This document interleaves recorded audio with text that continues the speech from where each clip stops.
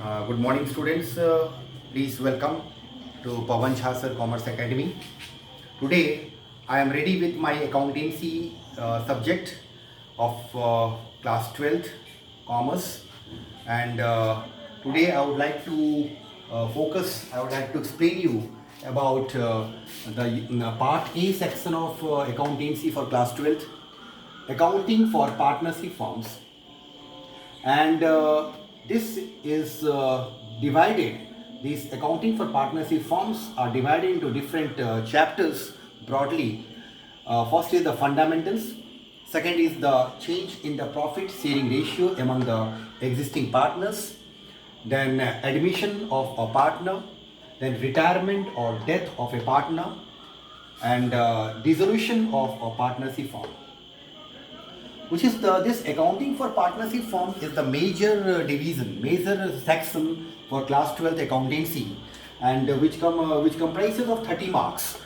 And another units of this part A are accounting for companies having 20 marks, and then non-profit organization, accounting for non-profit organization or not-for-profit organization, which carries 10 marks. So the total breakup of all these is 60 marks, and the rest 20 marks from the section number B, that is part B. So students, welcome back. Today I would like to give you the idea about the partnership firm. So partnership organization, as you know, it is divided into different sections, and in this case let me tell you about a brief concept from class 11th. We know about the business organization. The business organization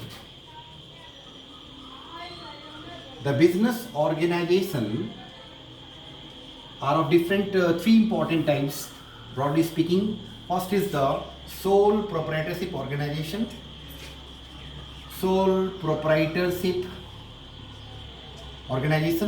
Second one is the partnership organization or firm,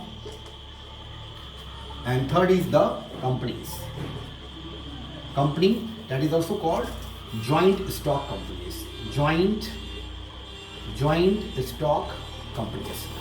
So students, in class 11th you are familiar about the accounting for sole proprietorship organization, how a proprietorship firm is making or doing their accounting work. In this case, the main accounting is, first is your trading account. Second is the profit and loss account.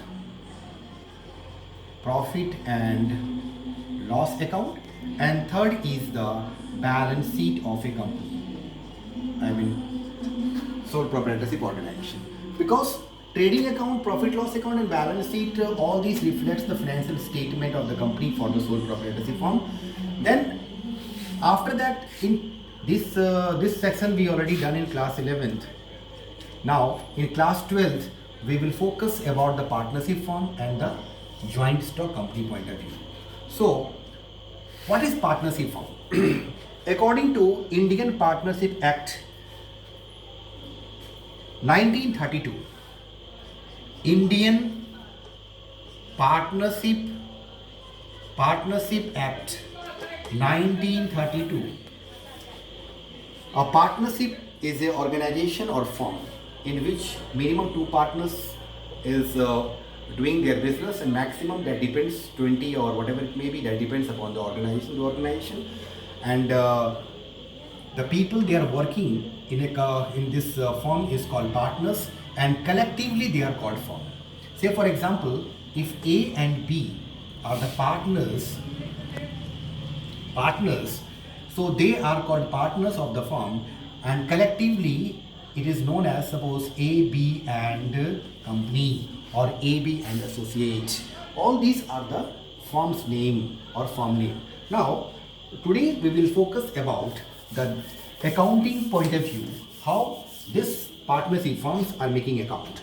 So before going in the account in details, let me tell you about the rules applicable in the absence of partnership deed, because we know that the partnership firm can make their deed that is the written document, is called the deed, where the terms and conditions of the business are mentioned. Now, in the absence of deed, how the partnership firm will function? So, in the absence of partnership deed, in absence ABS,